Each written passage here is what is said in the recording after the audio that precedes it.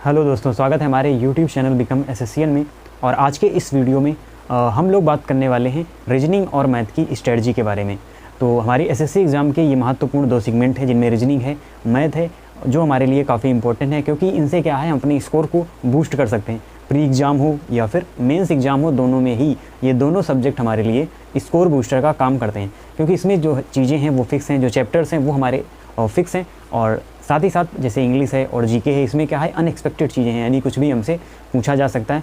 काफ़ी ज़्यादा बड़ा सिलेबस होता है इसमें इंग्लिश और जीके में। लेकिन जो मैथ है, रीजनिंग है, इसमें फ़िक्स चैप्टर हैं कि आपके अर्थमेटिक में ये चैप्टर दिए गए हैं, एडवांस मैथ में ये चैप्टर दिए गए हैं और रीजनिंग में आपको जो ABC चैप्टर ये आपके दिए गए हैं। तो इनमें हमको स्कोर करना काफ़ी आसान हो जाता है। और रीजनिंग में तो आप बहुत सारे जो स्टूडेंट्स हैं पूरे में पूरा स्कोर भी करते हैं क्योंकि इसमें काफ़ी इजी चीज़ें होती हैं। क्योंकि हमें केवल और केवल इसमें जो ध्यान रखना होता है वो है समय का ध्यान, यानी सबसे ज़्यादा जो टाइम है वो हमको बचाना है। रीजनिंग के क्वेश्चन सबसे फास्ट वे में करके ऑप्शन से हम कर सकते हैं, हम उनको अच्छी अप्रोच से कर सकते हैं और वही काम हमको मैथ में भी करना होता है। क्योंकि बहुत सारे स्टूडेंट्स क्या होते हैं कि वो उनको जो क्वेश्चन हैं मैथ में या रीजनिंग में आता होता है, यानी वो कर सकते हैं उसको, लेकिन कम समय में नहीं कर पाते। इस वजह से जो टाइम मैनेजमेंट है वो समस्या आपको देखने को मिलेगी एग्ज़ाम में कि आपके क्वेश्चन छूट गए और जब आप आंसर की देखेंगे तब आपको लगेगा कि यार कितना आसान क्वेश्चन था और मैंने छोड़ दिया। तो ये इसी कारण से होता है, जब आपको सही अप्रोच पता नहीं होती, सही फार्मूले आपको पता नहीं होते या आपकी स्पीड नहीं होती,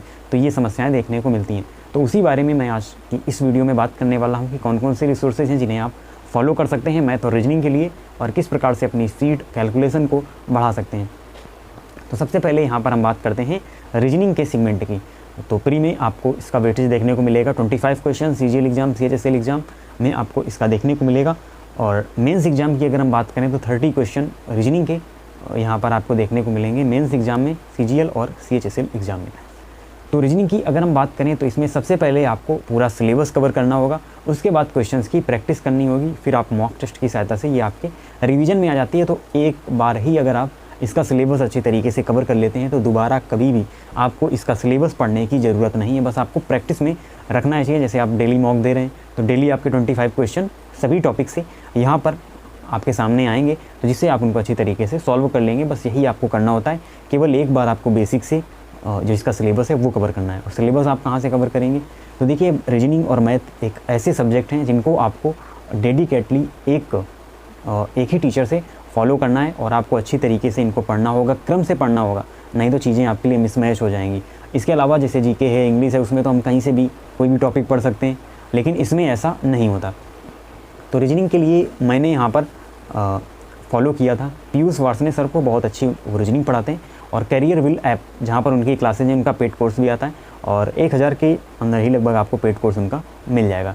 तो मैंने उनका पेड कोर्स लिया हुआ था और बहुत ही ज़्यादा वो मेरे लिए फ़ायदेमंद रहा क्योंकि मैंने सभी टॉपिक्स को वहाँ से कवर किया, सभी टॉपिक्स के बारे में उन्होंने पढ़ाया। उसके बाद मैंने प्रैक्टिस की, क्वेश्चंस की। और इस समय अगर मैं आपको बताऊँ तो किसी एग्ज़ाम में मेरे पूरे में पूरे मार्क्स भी आए हैं रीजनिंग के अंदर, और नहीं तो आप 25 में 23, 22 क्वेश्चंस आप आसानी से वहाँ पर सही कर सकते हैं, हमेशा आपके सही होंगे अगर आप पूरा सिलेबस एक बार कवर कर लेते हैं। तो आप रीजनिंग यहाँ से ले सकते हैं। अगर आप पेड कोर्स लेना चाहें तो आप पेड कोर्स ले सकते हैं और मैं ये आपको सलाह दूंगा कि आप पेड कोर्स ही अवश्य लें, जिससे आप अच्छी तरीके से टॉपिक वाइज यानी क्रम में आप चीज़ें आपको तैयार हो जाएंगी। वो आपको PDF भी देंगे उन क्वेश्चंस की, जिनसे आप उनकी प्रैक्टिस भी कर सकते हैं।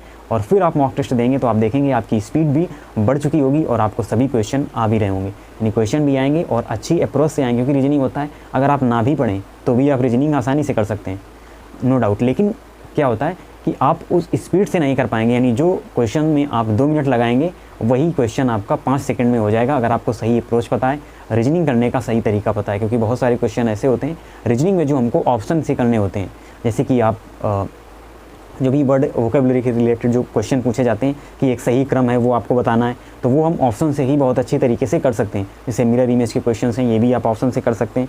तो ऑप्शन इसमें हमको सबसे ज़्यादा ज़रूरी होता है, ऑप्शन को देखना। और कोडिंग डिकोडिंग काफ़ी अच्छा टॉपिक है, जिससे कई सारे क्वेश्चन पूछे जाते हैं, तो वो भी आप आसानी से कर सकते हैं क्योंकि उनके भी पैटर्न होते हैं, फॉरवर्ड पैटर्न है और उसके अलावा बैकवर्ड पैटर्न है या मिसमैच क्रॉस वाला पैटर्न है। कई सारे पैटर्न होते हैं जिनके बारे में आपको जानना बहुत ही ज़्यादा ज़रूरी है। तो आप कॉन्सेप्ट वहाँ से कवर कर सकते हैं पीयूष वार्ष्णेय सर की क्लासेस से। और एक बार आप इनका बैच लेंगे, अच्छी तरीके से सिलेबस कवर करेंगे, फिर आप क्वेश्चंस को अच्छी तरीके से सॉल्व करने लगेंगे। तो ये हुई बात रीजनिंग की। और क्वेश्चन प्रैक्टिस के लिए आप कोई भी एक बुक ले सकते हैं कहीं से भी। तो आप सिलेबस आपने पढ़ रखा है, उनके अप्रोच आपने पढ़ रखे हैं, तो आप बुक का सॉल्यूशन ना देखें, बल्कि बुक से आप क्वेश्चन देख सकते हैं। और सर की भी एक बुक आती है, वो भी आप ले सकते हैं, या अन्य कोई आपके पास बुक है पहले से, किरण की बुक है या पिनेकल की बुक है, आप उनका भी यूज कर सकते हैं। आप क्वेश्चन उनसे देखें और अप्रोच अपना वाला लगाएं जो आपने पढ़ा हुआ है, जो आपने नोट्स बनाए हैं सर की क्लासेस को पढ़कर। तो ये सबसे अच्छा अप्रोच होगा रीजनिंग को पढ़ने का। तो इस प्रकार से आप रीजनिंग कवर कर सकते हैं। अब बात आती है मैथ की, काफ़ी अच्छा सेगमेंट, और काफ़ी सारे स्टूडेंट्स में कन्फ्यूज रहते हैं कि वो उनकी जो स्पीड है वो नहीं आ रही है, उनको क्वेश्चन नहीं आ रहे। तो देखिए इसमें क्या होता है, 2 सेगमेंट हमारे होते हैं मैथ में, और इसमें क्वांटिटी एप्टीट्यूड इसे हम कहते हैं, और इसमें अर्थमेटिक है और एडवांस है।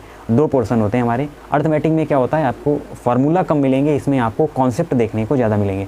उसके अलावा जो एडवांस का पोर्शन है उसमें आपको फार्मूला ज़्यादा देखने को मिलेंगे, क्योंकि एडवांस में जो हमारे चैप्टर हैं वो हैं ज्योमेट्री है, टेक्नोमेट्री है, एलजेब्रा आता है, इसमें हमारा मेंसुरेशन आता है। तो इन सभी में आपको फार्मूला पता होना बहुत ही ज़्यादा ज़रूरी है। तो एडवांस में आपको फार्मूला और अर्थमेटिक में कॉन्सेप्ट। तो मैथ में आपको सबसे ज़रूरी जो चीज़ है वो आपको ध्यान रखनी है कि आप किसी भी टीचर को फॉलो करें, लेकिन आप सिंगल टीचर को फॉलो करें पूरी मैथ के सिलेबस को कवर करने के लिए। और अगर आप अलग अलग भी करना चाहते हैं तो एक सेगमेंट आप दूसरे टीचर से पढ़ें, एक दूसरे से, ये कर सकते हैं। वैसे ज़्यादा से कोशिश करें कि आप एक ही टीचर को फॉलो करें। और मैथ के टीचर की अगर हम बात करें तो बहुत सारे अच्छे अच्छे टीचर हैं इसमें, जैसे राकेश यादव हैं, गगन प्रताप सर हैं, रेमो सर हैं, अभिनव शर्मा सर हैं, पवन राव सर हैं, उसके अलावा आदित्य रंजन सर हैं। और मैंने जो मैथमेटिक्स कवर किया है वो पूरी मैथमेटिक्स मैंने आदित्य रंजन सर से पढ़ी है, और इनका जो पेड कोर्स है वो मैंने लिया हुआ था, वो मैंने अच्छी तरीके से कवर किया। और आप YouTube से भी देख सकते हैं, बहुत सारी क्लासेस इनकी आपको YouTube में मिल जाएंगी, फाउंडेशन बैच भी इनका YouTube में मिल जाएगा। और भी जो टीचर्स हैं उनके भी अपने अपने YouTube चैनल हैं जहाँ से आप उनकी क्लासेस देख सकते हैं, या आप पेड कोर्स लेना चाहें तो वो भी आप ले सकते हैं। इसमें मैं आपको सजेस्ट करूँगा कि आप पेड कोर्स ले सकते हैं, उनको आपको और भी ज़्यादा हेल्प मिलेगी। क्योंकि क्या होता है कि चीज़ें क्रम से होती हैं, आपका कोई टाइप छूटे ना, तो वो आपको पेड ही कोर्स में देखने को मिलेगा कि आपको हर एक टाइप के जो क्वेश्चन हैं वो वहाँ पर बताए जाते हैं, और उनकी आप बाद में प्रैक्टिस भी कर सकते हैं। तो इन जो भी मैंने आपको टीचर बताएं वो टीचर के आप पेड कोर्स ले सकते हैं, यूट्यूब से इनकी क्लासेज आप देख सकते हैं। बहुत ही अच्छी तरीके से आपको जो मैथमेटिक्स है वो आपको तैयार हो जाएगी। इसमें अर्थमेटिक का भी पोर्शन है और एडवांस का भी पोर्शन है। अब देखिए फार्मूला याद रखने के लिए या जो कॉन्सेप्ट हैं उनको याद रखने के लिए आदित्य रंजन सर की बहुत ही अच्छी बुक जो उन्होंने निकाली थी, फार्मूला बुक, बहुत ही अच्छी है, वो आपके पास ज़रूर होनी चाहिए। आप 100 से 150 के बीच में ये बुक आती है और बहुत ही अच्छी बुक है। ये क्या होता है एग्ज़ाम टाइम में हमारे बहुत ही काम आती है, क्योंकि एग्ज़ाम टाइम में क्या होता है कि पूरे बहुत बड़ा सिलेबस है मैथ का, बहुत सारे चैप्टर हैं, अर्थमेटिक में भी, एडवांस में भी, तो सभी को एक साथ रिवाइज करना हमारे लिए पॉसिबल नहीं होता। तो इस जगह काम आती है फार्मूला बुक, और उसमें क्योंकि सभी कॉन्सेप्ट दिए हुए हैं, सभी फार्मूले दिए हुए हैं, तो एक बार उसको हम पढ़ लेते हैं रिवीजन के तौर पर, तो बहुत अच्छी हमारी जो तैयारी है वो हो जाती है। तो उस फार्मूला बुक को आपको अपने पास ज़रूर रखना है, और जो आप सिलेबस पढ़ रहे हैं वो आप किसी भी टीचर से पढ़ रहे हो, फार्मूला बुक आपके लिए बहुत ही ज़्यादा हेल्प करने वाली है। तो यहाँ से आप जो मैथ का सिलेबस है वो कवर कर सकते हैं। फिर मैथ में जो सबसे इंपॉर्टेंट चीज़ आती है वो है प्रैक्टिस। तो आपने अप्रोच पढ़ लिया, आपने कॉन्सेप्ट पढ़ लिए कि कौन सा कॉन्सेप्ट का यूज़ हमको कहाँ करना है, किस टाइप के क्वेश्चन में करना है, कौन सा फार्मूले का प्रयोग हमको किस टाइप के क्वेश्चन में करना है, और अब हमको बारी आती है सवालों की प्रैक्टिस करने की। तो इसके लिए भी आपके पास एक बुक होनी चाहिए, कोई भी बुक आप ले सकते हैं। अगर आप TCS बेस्ड जो क्वेश्चंस हैं उनकी प्रैक्टिस करना चाहते हैं तो उसके लिए आप पिनेकल की बुक ले सकते हैं। एक बार फिर से मैं सजेस्ट करूँगा कि आप पिनेकल की बुक लें TCS के क्वेश्चन सॉल्व करने। उस क्वेश्चन के सॉल्यूशन आप भले ना देखें, आपने जिस टीचर से पढ़ा हुआ है आपने उन्हीं के जो कॉन्सेप्ट हैं वो लगाने हैं, क्वेश्चन उसे देखना है, क्योंकि वो सभी क्वेश्चन प्रीवियस ईयर एग्ज़ाम में पूछे जा चुके हैं, यानी कि वो प्रीवियस ईयर क्वेश्चन ही हैं, TCS के क्वेश्चन हैं। तो उन क्वेश्चंस को आप देखें, उनमें अपना वाला अप्रोच लगाएं। इस प्रकार से आप प्रैक्टिस कर सकते हैं उन क्वेश्चन की। तो इससे क्या होगी, आपकी हर एक चैप्टर की प्रैक्टिस भी होती जाएगी। इस प्रकार से आपको क्वेश्चन सॉल्व करना है और मैथ आपकी पूरी तरीके से कंप्लीट हो जाएगी। तो देखिए मैथ का आपने सिलेबस कंप्लीट किया, मैथ की आपने प्रैक्टिस की। अब बात आती है कैलकुलेशन की। तो देखिए क्या होता है, इस प्रकार के जब जो TCS पैटर्न हम देखते हैं तो इसमें कैलकुलेशन बहुत ही ज़्यादा आपसे पूछा जाता है। वो मेंस एग्ज़ाम देखें या फिर आप प्री के एग्ज़ाम देखें, आपको कैलकुलेशन काफ़ी ज़्यादा देखने को मिलेगा, यानी अप्रॉक्सीमेशन, कई चीज़ों का आपका दशमलव में दिया जाएगा मान कि आपको कैलकुलेशन करना ही होगा। क्योंकि कुछ तरीके होते हैं जिनसे हम ऑप्शन को एलिमिनेट कर सकते हैं या हम आंसर का पता लगा सकते हैं बिना कैलकुलेशन के, जैसे कि यूनिट डिजिट से या अप्रॉक्सीमेशन से यूज कर सकते हैं, डिजिटल सम का हम यूज करते हैं। लेकिन क्या होता है कि TCS भी अब काफ़ी ज़्यादा स्मार्ट हो गया और इस प्रकार के क्वेश्चन वहाँ पर रखे जाते हैं कि आपको कैलकुलेशन करना ही होगा। ना आप यूनिट डिजिट से निकाल सकते हैं, ना आप डिजिटल सम से निकाल सकते हैं, ना आप अप्रॉक्सीमेशन से निकाल सकते हैं। तो इसके लिए कैलकुलेशन हमको ज़रूर ही आना चाहिए। तो आपको डेली कैलकुलेशन की प्रैक्टिस भी करनी है, यानी जो गुणा भाग है। वैसे तो लोग कहते हैं, आपने कई जगह सुना होगा कि आप वर्ग याद करें, घन याद होनी चाहिए। तो वो तो देखिए आपको याद होने ही चाहिए, बेसिक सी चीज़ है कि आपको 20 तक जो वर्ग है या 20 तक क्यूब हैं जो आपको वो याद होनी चाहिए। उसके अलावा आपकी मल्टीप्लाई करने की, डिवाइड करने की जो यानी स्पीड है वो भी काफ़ी ज़्यादा तेज़ होनी चाहिए। तो इसके लिए आप एक ऐप का भी यूज कर सकते हैं। वैसे भी आप प्रैक्टिस कर सकते हैं चीज़ों की। जब आप क्वेश्चन सॉल्व कर रहे हैं तब आप ज़रूर उनको पेन पेपर पर करें, अच्छी तरीके से पूरा क्वेश्चन सॉल्व करके करें, उसकी कैलकुलेशन ज़रूर करें। लेकिन आप एक ऐप का भी यूज कर सकते हैं जिसमें आपको जो टाइम है वो भी देखने को मिलेगा, टाइमर का भी यूज कर सकते हैं। और इस ऐप का नाम है मैथ वर्कआउट। तो ऊपर आप आइकन देख सकते हैं, यही ऐप आपको डाउनलोड कर लेना है प्ले स्टोर से।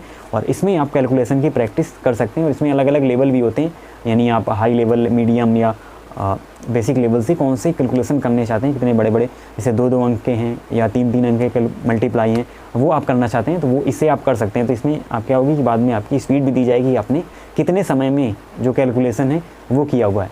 तो इससे आप कैलकुलेशन की प्रैक्टिस कर सकते हैं अगर आप फ़ोन से करना चाहते हैं। वैसे आप पेन पेपर का यूज करें, उसमें आपकी स्पीड और भी ज़्यादा इंप्रूव होगी। और ये चीज़ें आपको फिर एग्ज़ाम सेंटर में नज़र आएंगी जब आपको उसका कॉन्सेप्ट पता होगा, आपने प्रैक्टिस कर रखी है, कैलकुलेशन कर रखा है, तो आप स्पीड में भी क्वेश्चन वो करें। क्योंकि केवल आपको अप्रोच या फिर कॉन्सेप्ट पता होना यानी इससे आपका काम बनने वाला नहीं है हमेशा से, क्योंकि फिर आपको टाइम मैनेजमेंट की प्रॉब्लम आ जाएगी। इसलिए कॉन्सेप्ट के साथ साथ आपको स्पीड भी चाहिए होगी किसी भी क्वेश्चन को सॉल्व करने के लिए। तो ये ऑल ओवर हमारी रीजनिंग और मैथ की स्ट्रेटजी थी जो मैंने आपको बताई। इस प्रकार से आप बेसिक से मैथ को कंप्लीट कर सकते हैं और अपनी स्पीड को भी इम्प्रूव कर सकते हैं, जो भी आपके सारे एसएससी एग्ज़ाम के लिए काफ़ी इंपॉर्टेंट रहने वाली है। तो आप इसी तरीके से चैनल से जुड़े रहें। मिलते हैं आपसे नेक्स्ट वीडियो में, और तब तक के लिए धन्यवाद।